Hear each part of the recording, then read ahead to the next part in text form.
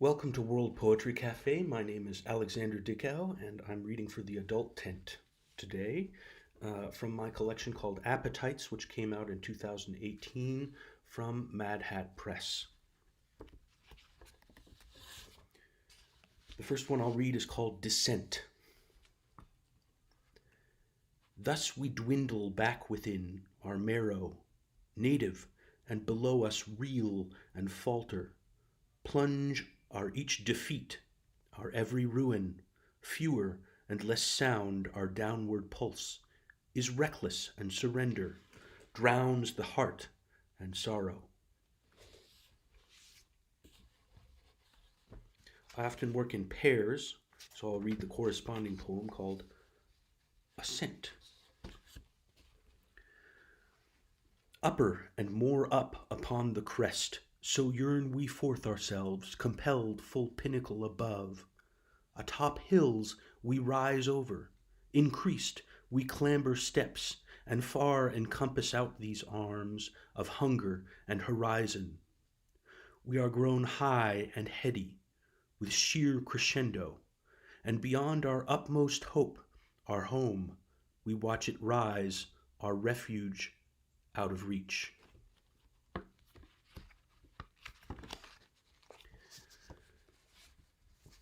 The next one is called Old Lithographed Landscape. I'm a big fan of old engravings. A causeway wavers all the tilted days, through hamlets ache and crouch the hills. A slow wharf dimly drinks the watery lake. Men lean their dugouts forward on a stilt. An unsound fog wafts of fish and founders. A long ago dog neglects to bay.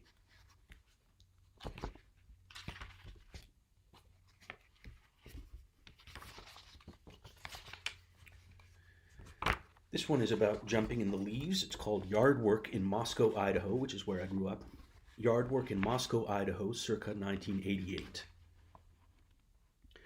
A couple child's rubble belly neath a painstakingly autumn gather, and destruct it by cramble over, or tousle them each other hairs, take turns a bathe in damp embalmy fragrancies. In the eager foreshadows, all emburied and final burst surprise, or simple jump in instead. No mind a little slug and two. Enjoy the pillbugs roll up their pithy advice. Fall back. Forget a good running start and straggle across of the lawn, lingering patches of resistance.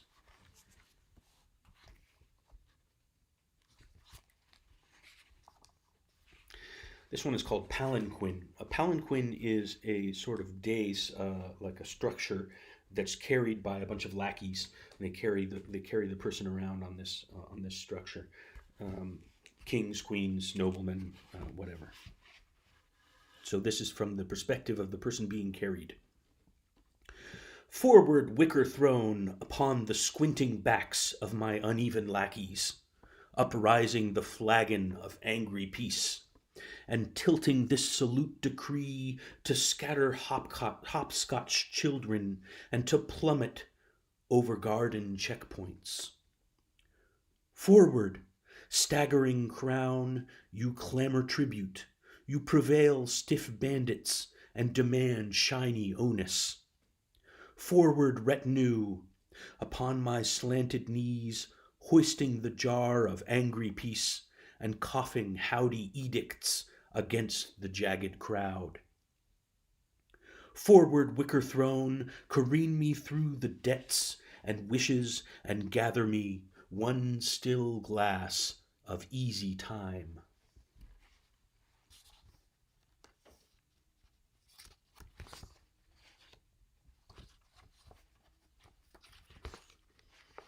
This one's called Abstract Meal, and in fact it's not, less abstract than some of my other poems, but it's fun, I think. Abstract Meal. The concepts guests sip cups of, let me start that again, pardon me. the concepts guests sip cups of quietly foam. Atop a bed of leafy quotients nest the pungent conic sections. Pass me a wedge of candied speculation. Who polished off the tangy notion? Someone's picked every theorem off the slanted frosting. The host ate too many symmetries. What tasteful geometries! This collection is called Appetites, and there are a lot of poems about food in it. And that one is about eating ideas. This one is called Go Little Supper, and it's about sending the book out into the world according to the old Go Little Book motif that many poets have written about. Go Little Supper. Go, little supper, and regale the timid, hidden and unsteady. Preserve my sudden morsels from the rare gourmet. Array my many breath before the total connoisseur, the all bouquet of men and women starved for chord or color or companion.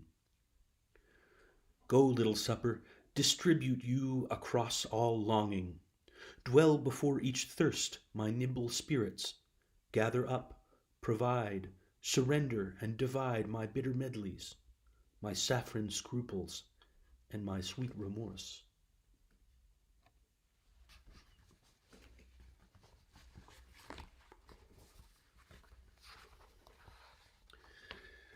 The next one is called Appetites, and it's about eating everything.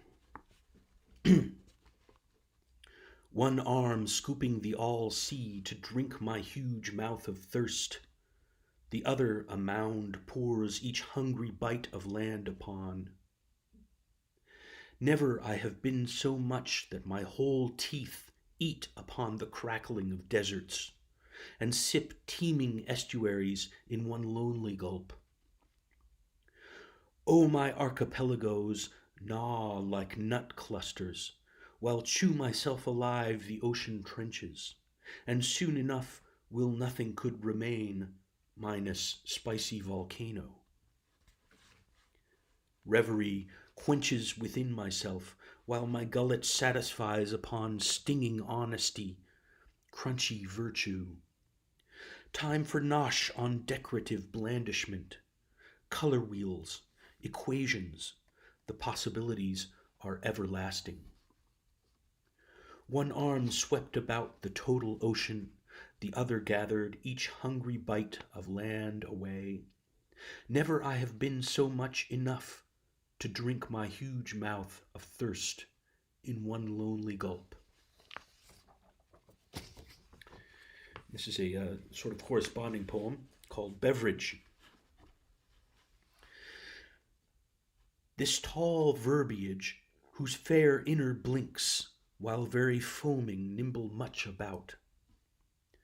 I am weary so, how it sweets the every cockle without pause.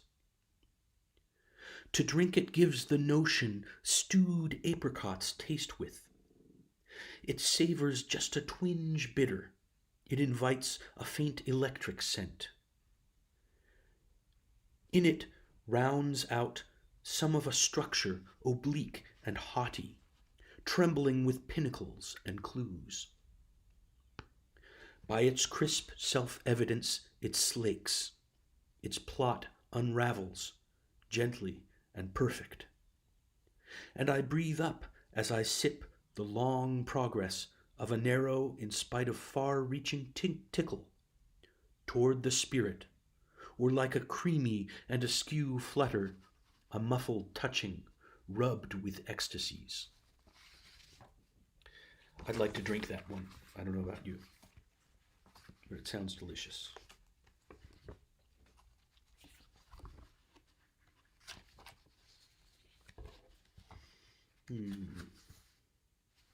This one's, I think I read that one before already. Let me see here. I don't think I've read this one. It's called Two Human Movements.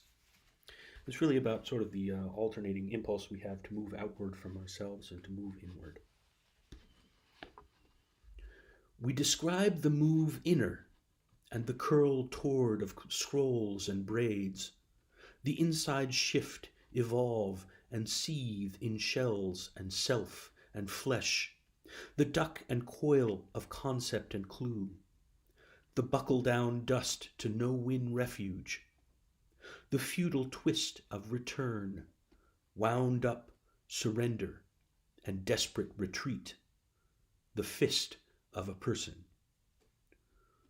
Or we play the sortie, cast about face and faith and feel, surface and sputter, ragged and pristine, a compass push and pray, or else a lonely branching forward, whole thrust and thirst, drawn and in spun pursuit, a reckless come to light, the fist of a person.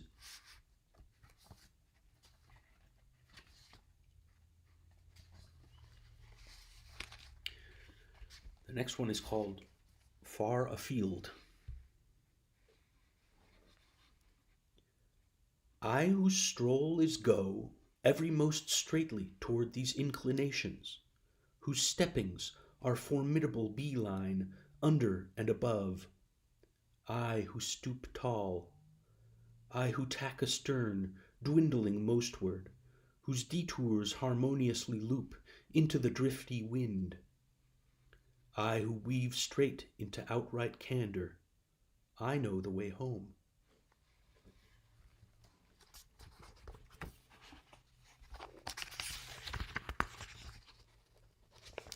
Okay, this one is called Minutes of Fruitless Search, which actually comes from it's a sort of a goofy direct translation of the expression procès-verbal de recherche infructueuse, which is a kind of administrative lingo to say that they couldn't find your dossier in France. And this is a story of fruitless search, of course. Be it hereby noted that in assortment of color plastic containers, the discovery amount occurred was none. Allow the evidence mention that neither in casket or the cradle hunts are unyielding. Let the record flourish that the panoramas appear no clue but thirst. Henceforth concludes all farther delving grows steadily absent. Here's one called Meal, another food poem. Everyone knows what mission figs are. It's the little black figs. These are slightly different. Ripe eclipse with its omission fig reduction, sautéed intervals, with boundless crusts and round rinds, their hesitation contours, their icy brink, fallen toward the palate, refreshed.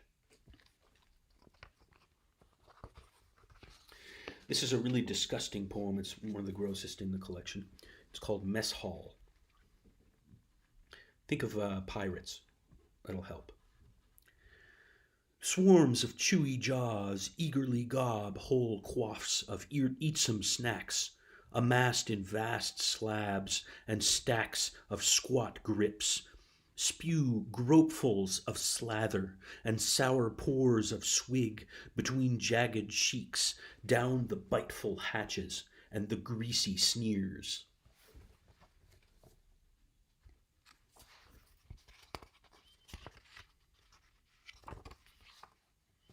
This is one of my favorites in the collection, although probably just me. It's called A Kind of Fruit. Faintly petal back the careful rind, eluding from the razor shrill of its outwardmost barbs. Beneath it shrinks a wafered velvet envelope whose overlapping further skins you must shuck without remorse, only to surface like vicious flesh that sheds from the cruel health that's underneath its bark. A husk, crisp and sparkled all upon with wanton luster.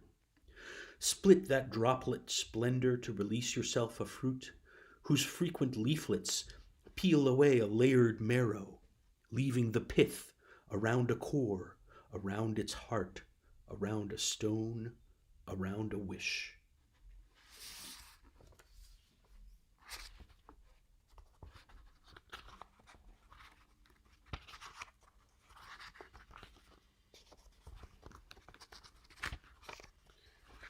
Okay, let's see. Which ones have I not read? I haven't read these two. This one is called Crescendo dal Niente, which is the term in music for when you start without sound and you grow the sound gradually until it becomes loud. Clues will lull the slow hush down the narrow strain. An aria like intimations come to night, at first no louder than a scent, though soon brighter than a drone. No paean, but a fierce defeat, a hazy stab in the dawn, more a murmur than a kiss, yet just as desperate, a call to rise deeper than the weather, faster than the smallest number, higher even than praise or war. And this is the corresponding poem called Diminuendo Morendo, which is the opposite. It's when you start loud and you get softer and softer and softer until there's nothing left. Hard proof has rolled the shrill cry up to the vicious pitch of squalls and shaken skiffs, a chiming out at once more deafening than shame. Though soon less raucous than the sky, an anthem still and dissonant as flame's uneven unison, less a conflict than a bloom, and just as frail, a whisper soon, to listen closer than the ear, beneath the faintest hue, smaller even than silence or the truth. And this one, in keeping with the theme of diminishment, is called Drop Off, and it's about, of course, falling asleep or falling off a cliff. Come fall, awake together, up this velvet drop-off, a steep, tall nap to follow, a hard act to overlook, and dizzy see the sea below, a yawning gulf to pit against and rise, shining up and down the rain, come win or loss, through all our headlong days, wide asleep upon a drowsy bluff, trusting too much ourselves.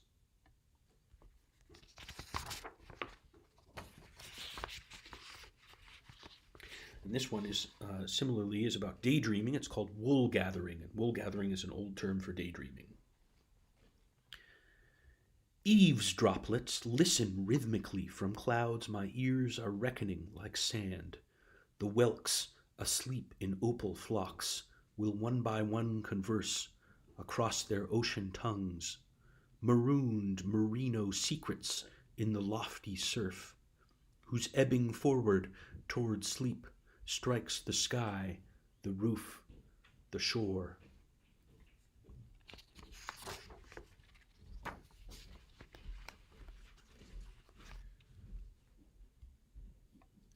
This one is called Galaxy.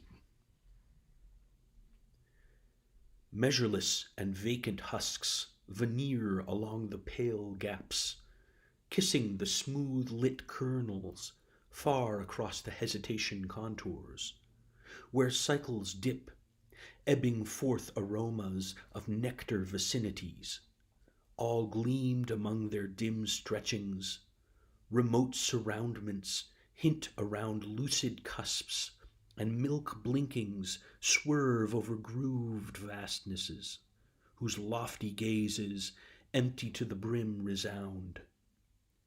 Fine-spun legions of distant stone pivot within strange rings, and innocent strains swivel endless and lilt like hearts wept upon. The rings of far-fetched motes tingling their ancient obads. An obad is a kind of poem that the lover sings to his lover in the morning when he has to leave. This one is called After Turner, and to me, the poem felt like a Turner painting, or someone mentioned to me that it felt like a Turner painting. Uh, uh, Turner is a British painter who painted almost abstract paintings before such a thing existed. And you can take a look online for some of those paintings. A color accompaniment promptly punctures with red and orange the gaze at the heart of the canvas. Yet the painter sifts this first affront with fruitsome moods that curb and soothe its borders. These outskirts emerge a contrast verging on pale plunges to the left, nearly where a mournful landscape is appeared. Palaces petaled and oblique, maternal lagoons, chalk bluffs pierced from a fog bank over the distance, all wilting steadily toward the bouldered stretchings. By way is a thicket, this crude wake of risen bristles, backdrops reveries, in rich greens, amidst greys, at times leaden and now fleeting, grasses stabbing with dusk. A lone bright streak surrenders it all into resemblings of clouds, tousled one by one in each direction, the tracings imperceivable and curvious of groups rippling their dark or milk-eyed wings, etched dim by night and nudity, flock of dust or patch of minnows. Each year it takes them a century to come there, all the way from here.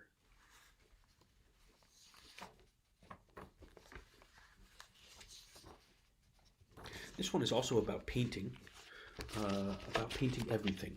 It's called Of All Things, a Newborn Copy. This lower left-hand corner marks the best of spot as any for begin, and let the canvas dazed and panic trace across my stinging brush, for spill precision over lines who cloud the edges' slender depths. Nail down the stern line sorrow, here, despite the footholds dim along this cross-hatched distance, where each mute outline severs one another, where intersections blend apart like lips or lives. Now upon I'm nearly through this end, in spite where features not quite show. I'll fill the thinnest hints in after. A few shy contours left are waiting for conclusion, a final missing hue, a far cry. And there's more enough aside for further drawing out above, and boundless bare beyond whatever's now remained upon my raw and vivid sketch of all things a newborn copy.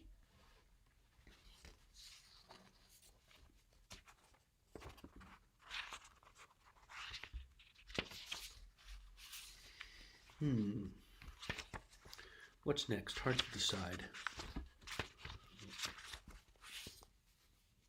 I believe I did not read the first poem in the collection, Grace, in this iteration of this reading, which I've been trying to record. The best grace falters is true twice. The stammer in conceit delights. Wonder is a perfect drunkard. When I was a kid, I used to draw these endless maps of imaginary countries all the time, and this poem is about that. It's called Scenes in a Map, and I've identified it as the genre of an idyll, I-D-Y-L-L, which is a kind of poem about a peaceful setting, an idyllic setting, as we say. The merchant hawks Craub quarries gelatinous stone to the wispy mason, leaning foreign elbows on a sturdy breeze, and bargains. Water loaves rise in village ovens of Vepsk. Frozen inland seas caravans wheel olives over, waver. Felt-tip fens, tufts of rushes puncture strips of mud. Vertical pencil ripples plot, the sky lichens of Isp. Wayfarers clearing the tall pass through lofty inverted V's listen to the upper left corner of the ragged slice of butcher paper brush against a baseboard.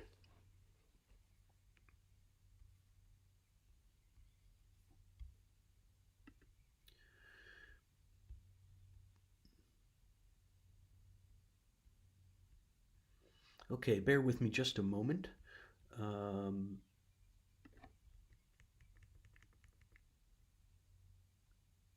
Okay, yes. The one thing I wanted to end with, I recalled there was some detail I was forgetting, so I had to look it up, if you don't mind. But I wanted to mention there is a collection hat on the website where you can donate if you wish to the poets and to the storytellers who read for World Poetry Cafe and World Storytelling Cafe. So I invite you to do so if you like. I'd also invite you to look at the website regarding my own work. You can learn more about all over the place. And I hope you enjoyed this reading, and thank you very much. Take care.